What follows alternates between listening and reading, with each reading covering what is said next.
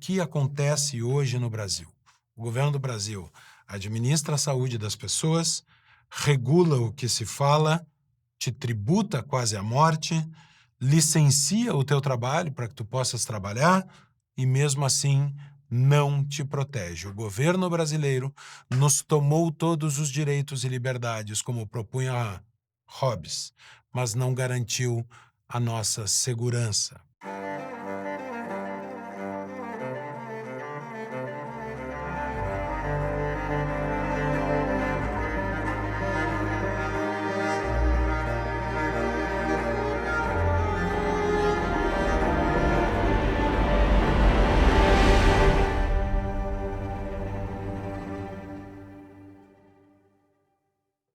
A polêmica reeleição de Bukele em El Salvador traz à tona também no Brasil a discussão da segurança pública. É verdade que é polêmica a reeleição do presidente do país da América Central porque uma mudança constitucional permitiu que ele concorresse à reeleição.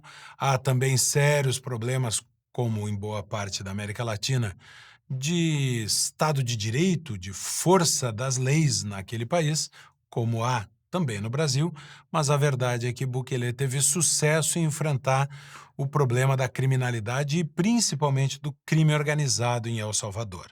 Isso, claro, suscita comparações com os demais países e ele foi perguntado explicitamente sobre Lula e o enfrentamento da criminalidade no Brasil e respondeu assim. Sí, he conversado un par de veces con el presidente Lula, pero jamás me ha mencionado el tema de seguridad. Me imagino que él tendrá su forma el acercamiento, del abordaje que quiera hacer a la situación. Nunca hemos conversado de ese tema. Yo creo que El Salvador lo que le muestra al mundo es que todos los problemas tienen solución cuando hay voluntad política. Yo creo que lo que El Salvador está haciendo probablemente tendrá muchas diferencias con lo que necesita hacer Brasil, pero sí lo que a muchos gobiernos les molesta es que El Salvador demuestra que todo se puede hacer con voluntad y que cuando un país no resuelve sus problemas, sobre todo de delincuencia, es porque no hay voluntad de resolverlos y en algunos casos porque son socios de los delincuentes. Y entonces, pues obviamente no van a atacar a sus socios. Atacar la delincuencia tiene muchos costos, pero el primero para un socio de los delincuentes es que pierde su negocio. Tiene que ser alguien que no le importe los delincuentes, que no le importe la economía criminal, que esté dispuesto a quedar la economía criminal y a poner a los delincuentes a la cárcel para que lo puedan solucionar. Entonces, ¿la receta de El Salvador se puede aplicar copy-paste en otro país del mundo? Lo dudo. Pero el ejemplo de El Salvador puede servir que un país tan pequeño, tan pobre como El Salvador está solucionando sus problemas con voluntad política y apoyo del pueblo, sí. Y por eso esse ejemplo aplica em Brasil e em qualquer país do mundo. Então, em primeiro lugar, é preciso vontade política. Vontade política que, claro, diz Bukele, não existe quando os políticos são sócios dos delinquentes, estão aliados aos delinquentes. Eu não quero fazer nenhuma menção aqui aos sugeridos boatos de relação de partidos políticos brasileiros com o PCC. Acho que é desnecessário. O fundamental é entender se o governo brasileiro tomou a decisão política de enfrentar o crime organizado. E nada melhor para entender a posição do nosso governo do que ouvir os seus principais líderes, começando por Lula da Silva. A coisa que eu mais via passar na frente da minha casa em época de eleição era uma dessas jamantas grandes, sabe, com uma grade, como se fosse uma gaiola, com artistas fantasiados de preto, sabe, para dizer que bandido bom era bandido morto. Bandido bom era bandido que tinha que pegar prisão perpétua. Sabe, eu não sei por que alguém não propôs, vamos fazer como era antigamente, procura-se vivo ou morto. Divulga a cara de todo mundo, sabe, coloca nos potes e fala vivo ou morto. Isso não é polícia. A gente quer ver se a gente consegue humanizar o combate ao pequeno crime, às pessoas mais humildes e jogar muito pesado. Joga muito pesado, eu não sei como. Por isso é que eu trouxe o ministro da experiência dele agora, sabe? E um desses aqui, como é que a gente vai jogar pesado para enfrentar a chamada indústria internacional do crime organizado? Então tá aí, Lula da Silva primeiro fazendo uma relação entre o criminoso e o pobre. Não se preocupem, jamais é preconceito quando sai da boca de Lula da Silva. Lula só faz brincadeiras, como fez agora há pouco, ao dizer que uma afrodescendente certamente gosta do batuque de um tambor. No caso dele, zero racismo e zero preconceito contra os pobres. É preciso, para ele, humanizar os pequenos crimes. Talvez nada mais humanizado do que o tratamento que é dado a criminosos, como, por exemplo, nesta audiência de custódia que ficou famosa nas redes brasileiras. O senhor está com frio, senhor? Desliga o ar-condicionado, por favor.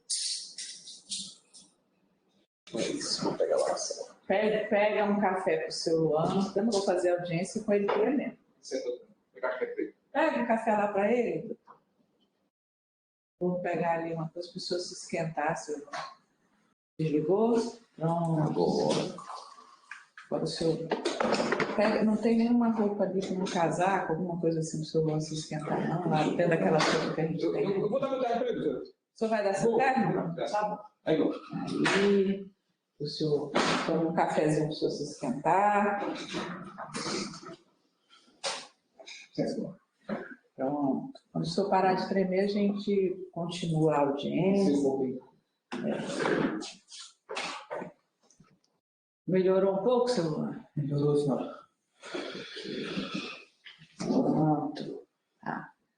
Talvez Lula queira mais humanização do que isso, afinal de contas, ele mesmo já disse que quem rouba um celular é para vender e tomar um dinheiro para tomar uma cervejinha. Nada ofensivo ao final das contas. Mas isso poderia ser talvez um devaneio de Lula da Silva e não uma política de governo. Vamos ouvir então o novo ministro da Justiça e Segurança estreando a cadeira nova nesse rodízio que foi feito com o Supremo Tribunal Federal. Parou a música, trocaram de lugar, sentaram nas novas cadeiras e aí está Lewandowski. Por isso, não há soluções fáceis para tais problemas. Não basta, como querem alguns, exacerbar as penas previstas na legislação criminal, que já se mostram bastante severas, ou promover o encarceramento em massa de delinquentes, mesmo naqueles de menor potencial ofensivo.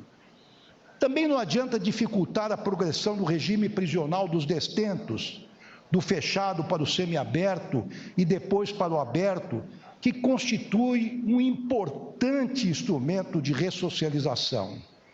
Tais medidas, se levadas a efeito, só aumentariam a tensão nos estabelecimentos prisionais e ampliariam o número de recrutados para as organizações criminosas.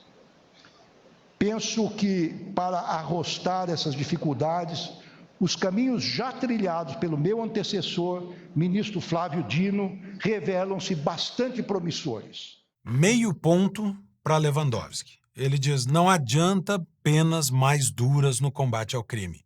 Sim, é verdade. Existem dezenas de estudos de Law and Economics, ou Economia do Direito, mostrando que o que reduz a criminalidade não é necessariamente o aumento da pena por um crime, mas principalmente o aumento do risco de ser punido, da probabilidade de ser punido. Ou seja, é o risco de cumprir pena e não o tamanho da pena que se cumpre, que é o principal elemento de dissuasão do criminoso. Por que só meio ponto? Porque o próprio Lewandowski fala, precisamos soltar as pessoas. Ou seja, nem quando os crimes são punidos, eles de fato precisam cumprir as penas de suas condenações. As penas no Brasil, algumas são abaixo do que deveriam ser, outras mais altas, isso é uma avaliação sempre pendente, mas a verdade é que elas nunca são inteiramente cumpridas. Por quê? Por causa justamente destes institutos que Lewandowski defende. A saidinha, a progressão de regime, que ele diz que são para ressocializar os presos. A pergunta que fica é, se esta política de saidinhas e de progressão de regime serve para ressocializar os presos, ela está funcionando? ela está dando resultados, se essa é a política pública que o governo brasileiro adotou, o governo se preocupa em algum momento em medir os resultados do que está fazendo, ou simplesmente esta política se tornou uma benesse para os criminosos?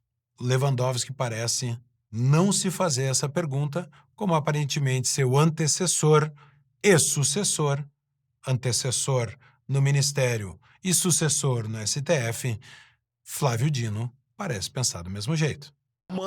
Com tranquilidade, com ponderação, nós precisamos percorrer. Estuprador tem que ser preso, homicida tem que ser preso, autor de crime hediondo tem que ser preso. Mas uma pessoa que eventualmente praticou um delito de trânsito, um furto, mesmo situações de envolvendo crimes relativos a patrimônio, de um modo geral, então imagino que seja por aí. Se der tempo, eu vou apresentar um projeto de lei no Senado sobre o assunto. Tá aí Flávio Dino, que foi ministro da Justiça e Segurança no momento em que o Ministério recebia a dama do tráfico para fazer reuniões. É claro que isso resultou na demissão, mas da jornalista que deu a notícia. Flávio Dino vai além. Ele diz, é claro, o estuprador e o assassino têm que ser presos, mas não aquele que comete crime contra o patrimônio. Sempre é bom dar uma olhadinha na lei. Crimes contra o patrimônio em geral, disse Flávio Dino. Ele sabe bem quais são os que estão elencados no Código Penal. Furto, roubo, o que é o roubo? É o furto mediante violência ou grave ameaça. Extorsão, extorsão mediante sequestro, estelionato, receptação, apropriação indébita, todos crimes contra o patrimônio. Ora, para os quais Dino diz que não seria necessário prisão. Extorsão mediante sequestro, nessa categoria. Atenção.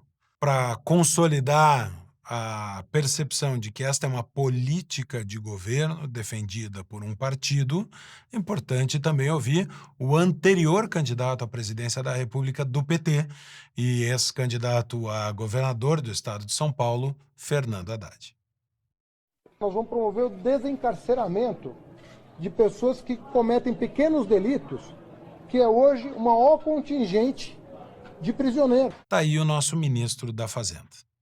O pior de tudo isso é que o primeiro dever do Estado, o fundamento inicial da existência de um poder político, é a garantia da vida e dos direitos dos cidadãos. É a proteção da vida e da propriedade das pessoas. Isso surge lá no início da doutrina da ciência política ou da filosofia política com Thomas Hobbes e depois John Locke.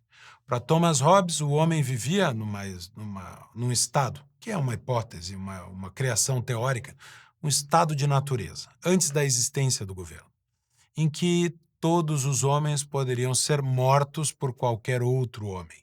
Daí vem a expressão de Hobbes, o homem é o lobo do homem. Todos em estado de natureza estávamos sujeitos à violência. E por isso é que o homem se reúne em estado de sociedade, com um governo. O governo nasce para proteger as vidas das pessoas. Com isso, John Locke, o pai do liberalismo, concorda. Mas há uma grande diferença entre Hobbes e Locke. Para Hobbes, quando as pessoas entram em estado de sociedade, elas entregam para o governo todos os seus direitos, em troca da proteção da sua vida. Para John Locke, não. Para John Locke, o governo deve proteger a vida e todos os direitos das pessoas. Nós abrimos mão de uma parte da nossa liberdade. Nós aceitamos nos submeter à lei, mas apenas naquele mínimo necessário para ter segurança provida pelo Estado. O que acontece hoje no Brasil? O governo do Brasil administra a saúde das pessoas, regula o que se fala, te tributa quase à morte, licencia o teu trabalho para que tu possas trabalhar e, mesmo assim, não te protege. O governo brasileiro nos tomou todos os direitos e liberdades, como propunha Hobbes, mas não garantiu a nossa segurança, como Hobbes e Locke queriam. Ou seja, nós temos um governo que é superpoderoso, mas não nos entrega o mínimo da necessidade da população, que é a proteção da vida. E ao contrário do que Lula quer fazer parecer, o pobre não é o criminoso que deve ser protegido porque são pequenos furtos para sobreviver. Na verdade, o pobre no Brasil é a principal vítima do crime. E se o PT não entender que isso era um dos elementos que levou a população de mais baixa renda a, em boa parte, votar em Jair Bolsonaro porque defendia a pauta da segurança pública, o próprio PT fracassará nessa torta política de segurança pública. A verdade é que os pobres no Brasil são os mais expostos à violência, que acontece primordialmente em bairros de baixa renda, em bairros periféricos das grandes cidades. Dados da ONG Rio de Paz mostram que 82% das vítimas de crimes violentos no Brasil são pretos e pardos, a população mais exposta à violência. E são os bairros periféricos de perfil mais pobre, o local onde acontece a imensa maioria dos crimes no Brasil. A especialista Jaqueline Signoretto diz: a violência fatal é dirigida à população mais pobre majoritariamente. São inúmeros os estudos que mostram isso. O pobre no Brasil não é um coitadinho que rouba para comer. O pobre no Brasil é a principal vítima da criminalidade.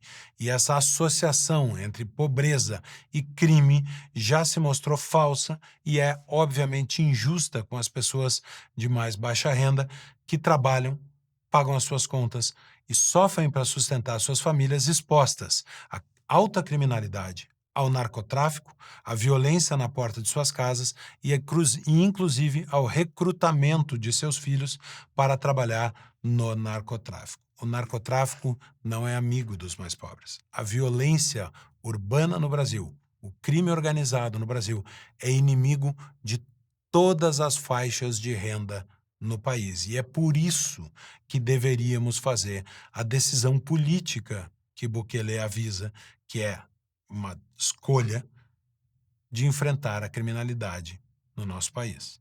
Se o governo tiver preguiça de ler Thomas Hobbes e John Locke, basta procurar os resultados mais recentes dos anos 90 para cá de duas políticas muito diferentes. A primeira, aplicada em Nova York nos anos 90. Nova York era uma das cidades mais violentas dos Estados Unidos até 1990, ao ponto de haver 2.262 homicídios naquela cidade no ano de 1990. O que aconteceu? Rudolph Giuliani estabelece uma política, a política da vitrine quebrada e a política da tolerância zero. A vitrine quebrada diz: nós não seremos tolerantes com as pequenas infrações, porque elas se tornam grandes infrações.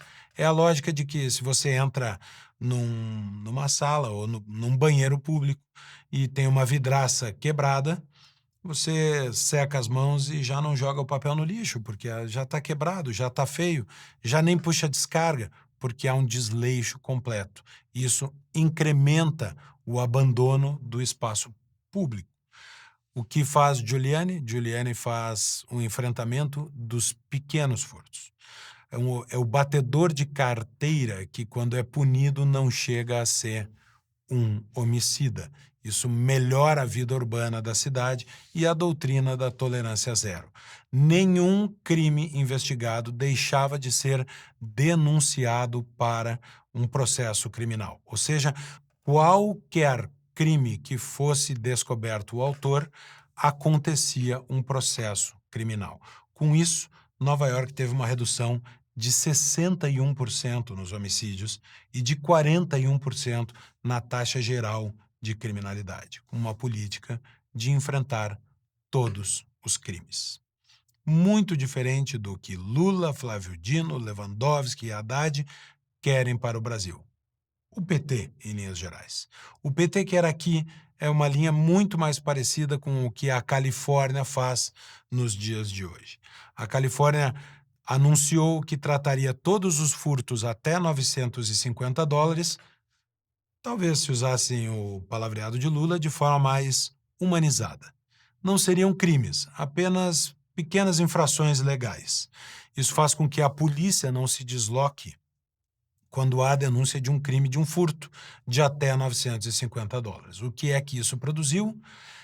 Dezenas de casos, centenas de casos registrados na mídia, registrados nas redes sociais, de saqueios a lojas de departamento, em que as pessoas invadem estas lojas, furtam, cuidando para não furtar mais de $950, furtam $900 em mercadoria e saem porta fora quando o dono da loja chama a polícia e a polícia não vem. Por quê? Porque esta é a certeza da impunidade para o delinquente. Uma proposta parecida com a que o PT faz para o Brasil. Qual foi o resultado?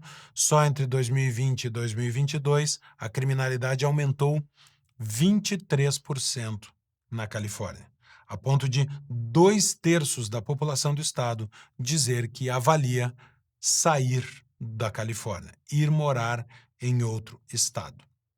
O que também acontece em Nova York nos dias de hoje, também governada pelo Partido Democrata, que também adota as mesmas também afrouxa da mesma forma os pequenos crimes. Califórnia e Nova York perdem cidadãos, perdem população, ao passo em que Texas e Flórida, estados republicanos que enfrentam o crime com dureza, ganham população. Os resultados estão aí. É só olhar para ver. Os Estados Unidos são um verdadeiro federalismo. E é por isso que as leis criminais são diferentes de estado para estado. O que explica que a Califórnia e Nova York, tenha tido avanço de 23% da criminalidade, Califórnia, entre 2020 e 2022, e Nova York, 22% de crescimento nos crimes violentos entre 2020 e 2022.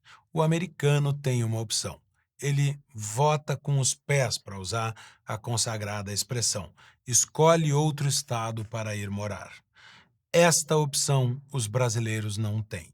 O nosso estado é centralista, centralizado em Brasília, e a lei criminal é para toda a nação. É uma lei federal, uma lei nacional que atinge o país inteiro. Não adianta tentar trocar de estado. Esta política que o PT quer implementar nos perseguirá em qualquer estado que nós visitemos. O que é o bom sinal desta semana? A Câmara já tinha aprovado o fim da saidinha, uma lei que leva o nome do sargento da PM Dias, que foi morto por um criminoso numa saidinha ressocializadora, diria Lewandowski, para se ressocializar. Saiu e matou um sargento da PM. Ora, essa lei foi aprovada na Câmara e encaminhada ao Senado no dia de ontem, terça-feira, passou na Comissão de Segurança e deve estar em condições de ser votada no plenário. É um passo importante. É uma divergência entre executivo e legislativo? Sem dúvida nenhuma. Quem decidirá o fim das contas? O Supremo Tribunal Federal. É um passo que o Brasil precisa dar. É preciso que a elite política compreenda a necessidade de enfrentar o crime organizado. O povo não aguenta mais e vai cobrar esta decisão política, como disse Bukele. Se o governo não tomar a decisão política de enfrentar o crime, caberá à população, na próxima vez que visitar as urnas, tomar outra decisão política.